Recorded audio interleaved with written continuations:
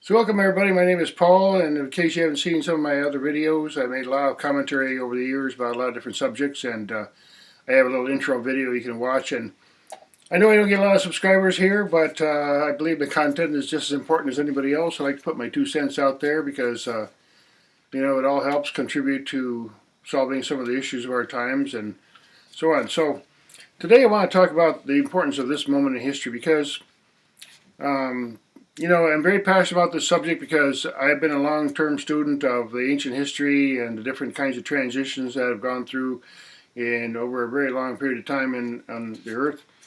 And we find ourselves in that kind of a situation right now that is very obvious to people.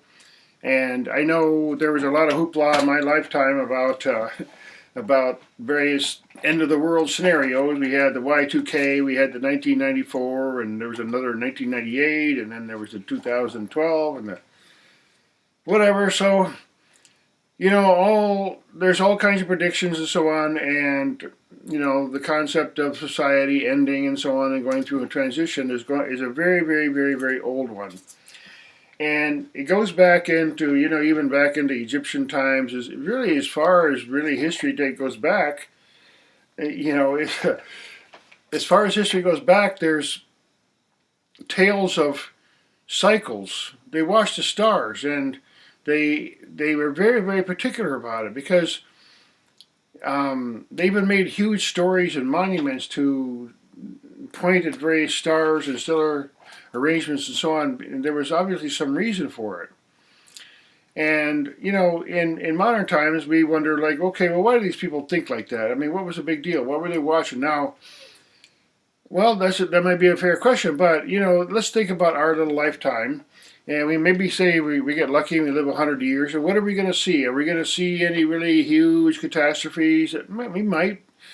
In 1908, there was a really huge explosion over a part of Siberia, and it blew out millions of trees and just instantly and flattened them, and they didn't even go and see it for 20 years. They still don't know what really happened there. And if something like that happened today, just 100 years later, it's just incredible. So now, what I'm talking about is the up and down of cycles and the way that people watch civilization in the past. They record in their history, and to coordinate their history, to tell the story by history, they would mark it by the astronomical and astrological positions. And over a long period of time, they made a story about, okay, when the North Star was over there, there was this and that going on in the Earth, and there's a story about it, and there's all that called astrotheology. It was is a story using astronomical events and astronomical cycles and, pictures in the sky to remind us of certain things. And a lot of the dots, if you look at the constellations, you'll see, the dots, like, well, how does that make a swan? It doesn't look like a swan to me, but they have some kind of concept that the reason they picked that animal or whatever is because of what it represents. And so this time that we're living in right now, there's astronomical situations going on. For example, I've been a student of astrology for a really long time.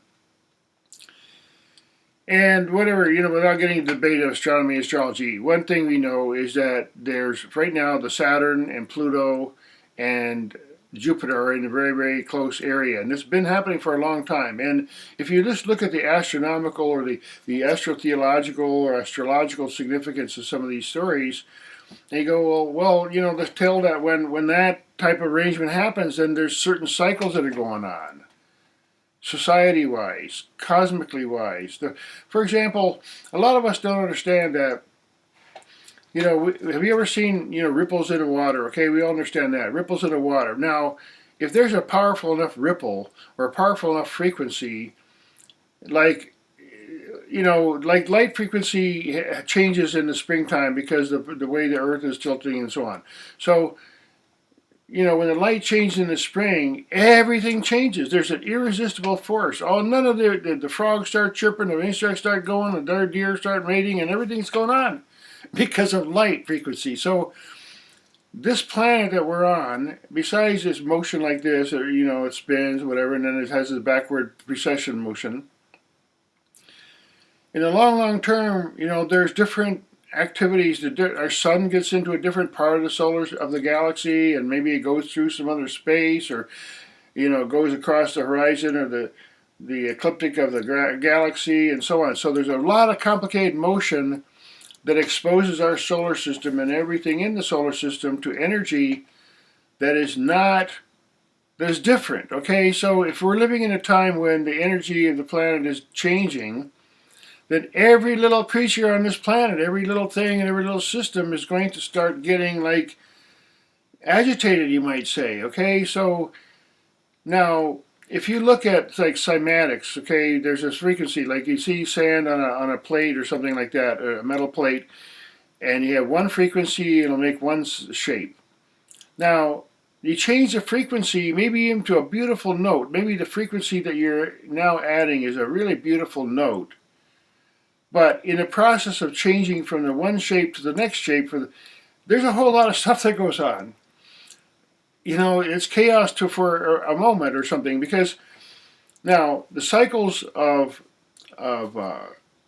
societal and history, long term, as recorded by astrology, and the cycles have to do with the types of energy that our planet and our solar system is going through, and they recorded that on the basis of many, many thousands of years of observation.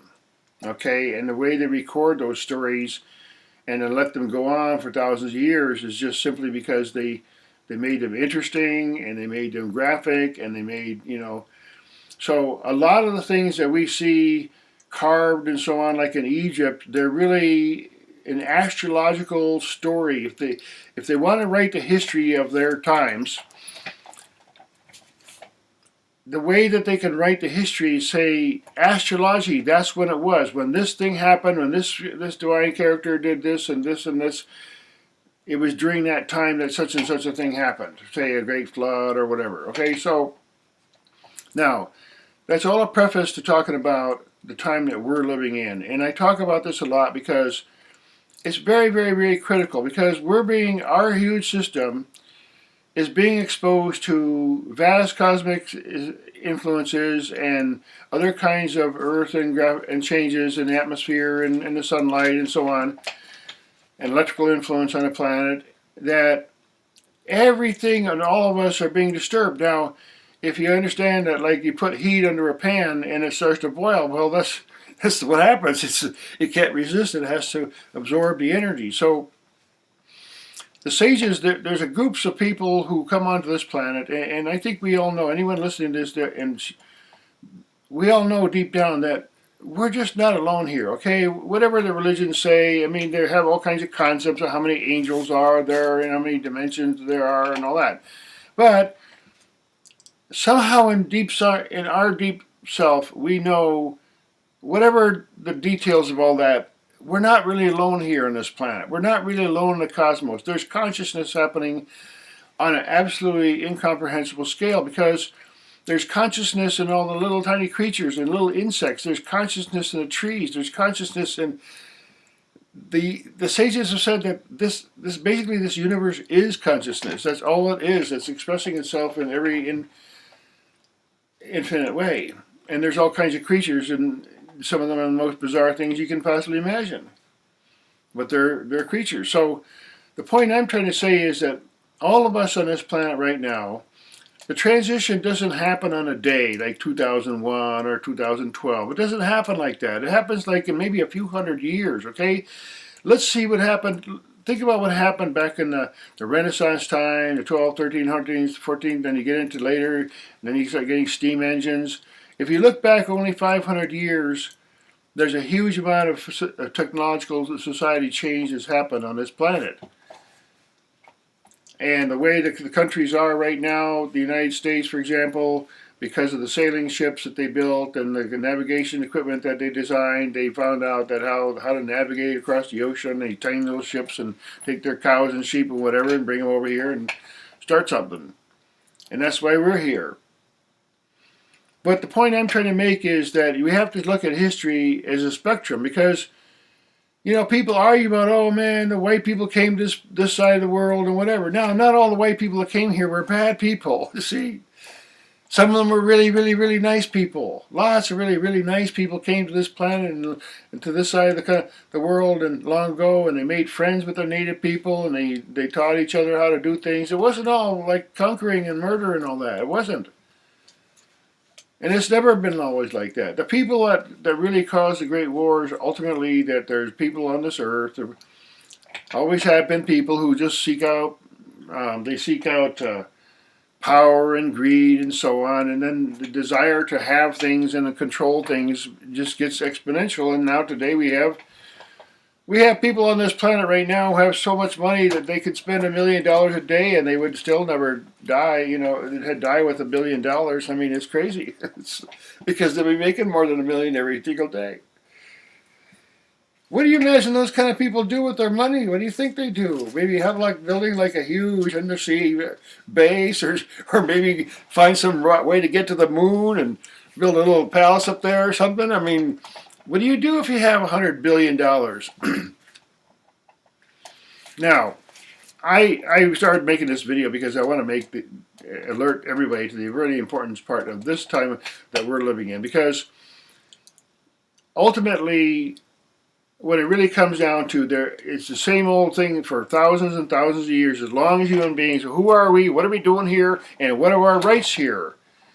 This life that we have is a gift. It was a gift. We didn't ask for it. We didn't demand it. We didn't buy it. We just got it. We just got here somehow. And if you listen to what the sages say, kinds of other teachers for thousands of years, they say, look, this human life, whatever it is, black, white, whatever you live in the world, poor, whatever, it's a gold mine. This life, whatever you are, if you're a poor person, in fact, I want to talk a little bit about poor people. I've been mostly, I guess, poor, for most of my life. I never got wealthy, but I never felt poor whatsoever. I don't need to have everything. There's so much around me. I don't need to have a boat. I've been on lots of boats. I don't need to have a boat. It's like we live in a rich world, and we can have all thousands and thousands of different kinds of experiences. We don't have to get attached to them and own them and build huge cities and all that. What do we need a big house for? At my older age, I'm 68 years old. I live in a small house. I don't mind living in a small house. I've lived in smaller places. This feels bigger. Plus, I got a really nice area around me and storage and everything. So it's great. Now, I'm a little off the point here, but we live right now in a really, really important cycle. And if you can get online, there's many people talking about the astronomical significance and what's going on. Our history, as far as we understand it, goes back maybe 10,000 years. I mean, when you get back that far, we really don't know much of anything that was going on there. As far as we know, the Hindus, that area of the world that had that culture, and what is now Southeast Asia, the seas were a lot lower back then, about 10,000 years ago, before there was a massive glacier melt in North America, that the seas rose. They've been still rising for hundreds and hundreds of years, thousands of years. Now, without getting into a long, detailed diversion into that, the point I'm trying to say is that all the civilizations have just gone and come. I mean, they just collapsed. I mean, there's some of the biggest ones. There's 1,000-ton rocks sitting there. Just something happened. Just boom, whatever. Could have been a flood, asteroid, solar outburst. We don't know what happened. Something happened.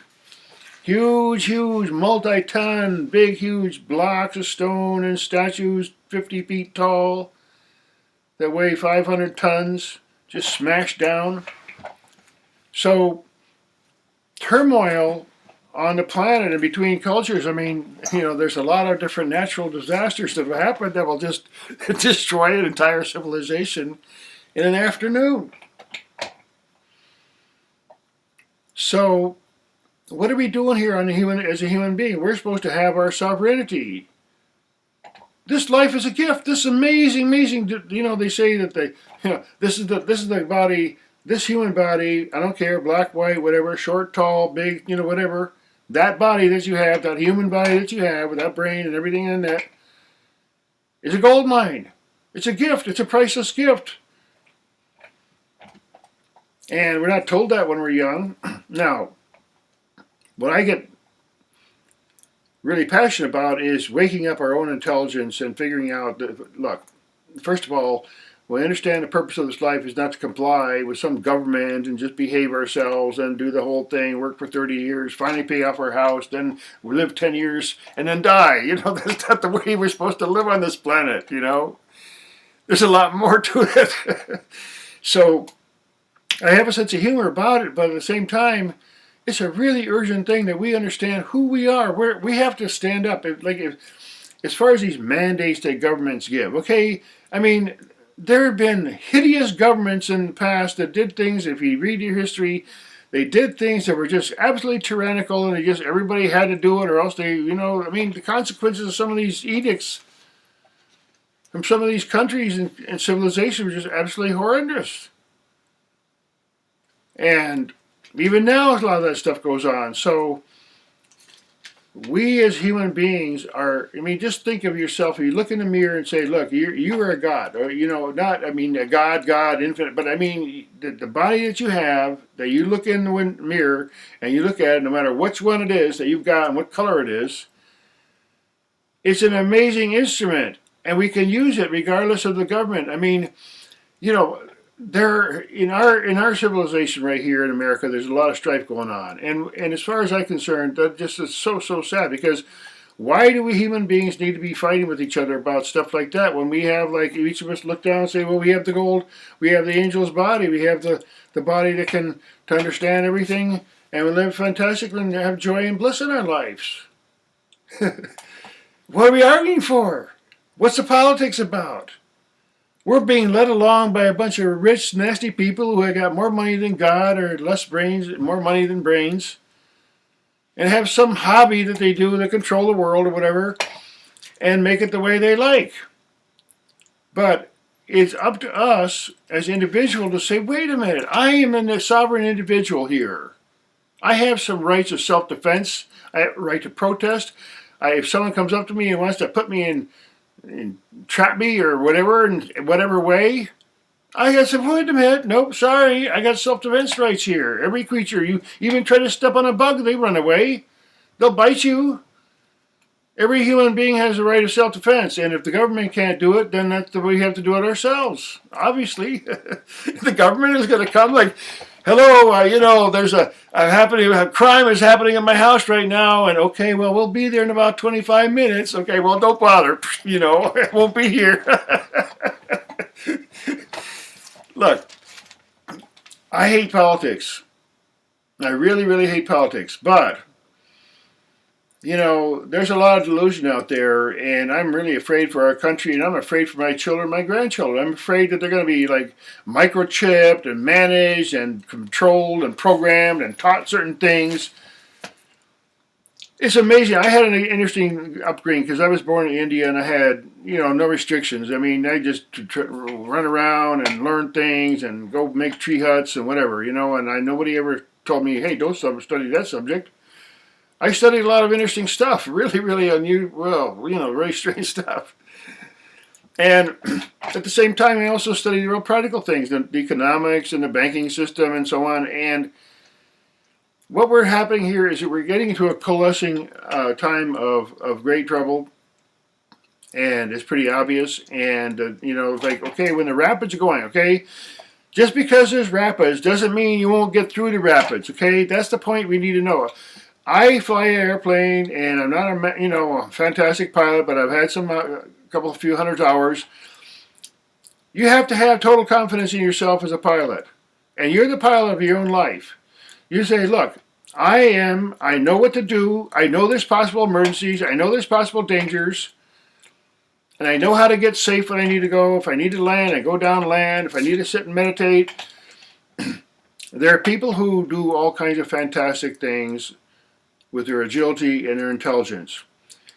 We need to use that same kind of agility and intelligence to get through this difficult time and understand the clarity. Because, look, if we vote for somebody just on a personality, well, saying that he really, I don't like him or whatever, he just rude or whatever. I mean, if that's what we're going to make our this is the fate of our country on, or our planet,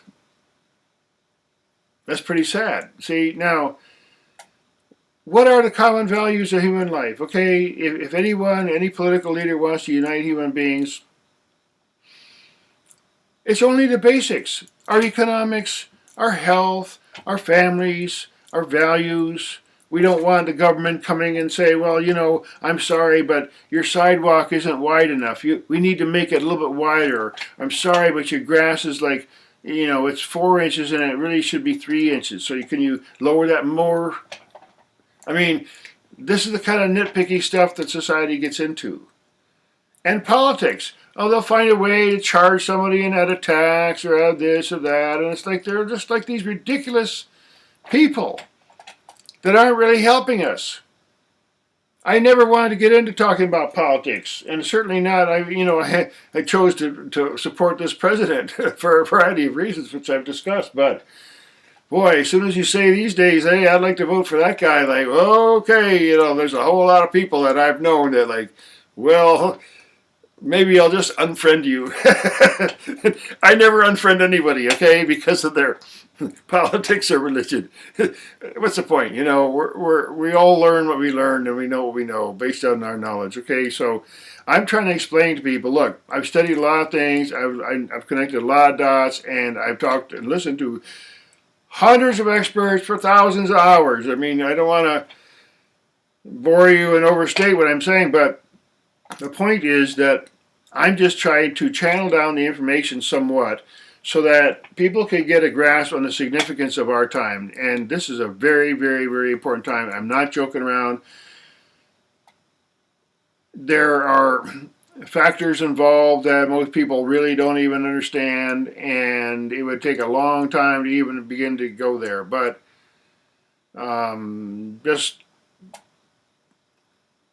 just realize that we're in a really difficult time, and doesn't mean that you can't survive. I mean, I just tell people, look, just live a little simpler. Live with less complications in your life, less things, not like poverty level, but just like, I mean, I've been around people who had lots of money, and like, my goodness, there's just so many things, and I live a fairly simple life, and I still have like way too many things that I don't really need. They're nice to have, but I don't really need them. So, human beings have survived on this planet. They've been through all kinds of catastrophes. They've been through all kinds of pathogens and diseases and all that stuff, and political manipulation. And the most important thing that we have in value is our freedom. The freedom to just get up and do what we need to do in our life, and not have some government or somebody just saying, excuse me, but we need a tax for that, or excuse me, you need permission for that, or where's your license, and so on. And I really believe that I could see obviously that this particular president is very astute about some very important things, such as finances and trade.